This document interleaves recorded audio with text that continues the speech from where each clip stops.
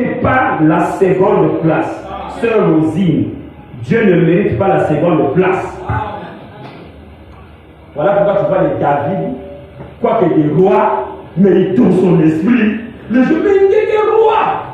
Comment tu peux danser comme ça là devant des gens? David, vous savez là où il m'a ramassé. Vous là, vous ne connaissez pas qu'est-ce que Dieu a fait de moi. Mais ce que Jésus, c'est lui qui a fait de moi. Donc quand je danse, je lui donne la première place. La fille de Saoul, comme la princesse, moi le roi, elle avait honte de son mari. Oh, toi aussi, hein. David, je m'en fous de toi. Va avec tes honneurs là-bas. Moi, je fais ça pour le Seigneur. Alléluia. Il ne mérite pas la seconde place. Donne à Dieu toujours la première place. Amen. Voilà. Il mérite ce qu'il y a de mieux. Est-ce que tu as quelque chose de mieux dans ta vie? C'est ça que Dieu mérite. Dieu mérite la chose qu'il y a de mieux. Amen. C'est ça qu'il mérite.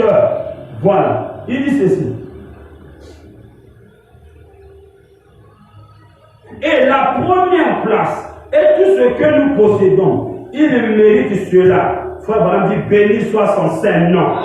Il mérite ce qu'il y a de mieux.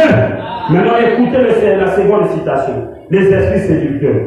Paragraphe 52. Le prophète dit, présentez-moi un prédicateur.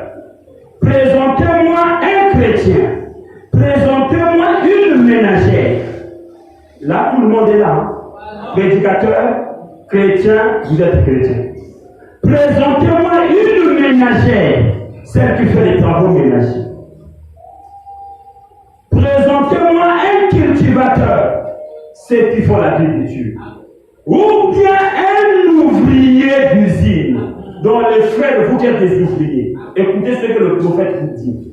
Présentez-moi aussi un ouvrier d'usine qui va donner la première place à Dieu.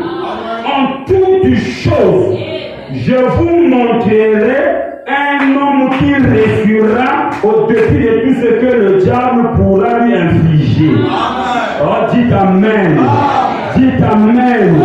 L'homme qui réussira, que ce soit ouvrier d'usine, ménageur, cultivateur, prédicateur, chrétien, pour que tu puisses réussir, il faut toujours donner à ton Dieu la première place. Si Dieu a la première place, tu vas réussir. Tu vas évoluer. Tu vas réussir. Ta montagne sera au-dessus de toutes les montagnes. Tu auras des victoires. Tu auras des témoignages. Parce que tu donnes à ton Dieu la première place. C'est ça qui a fait la grandeur de David. Il donnait toujours à Dieu la première place. Bien-aimé, peu importe ce que tu fais, donne toujours Dieu la première place. Dans ton cœur, donne à Dieu la première place.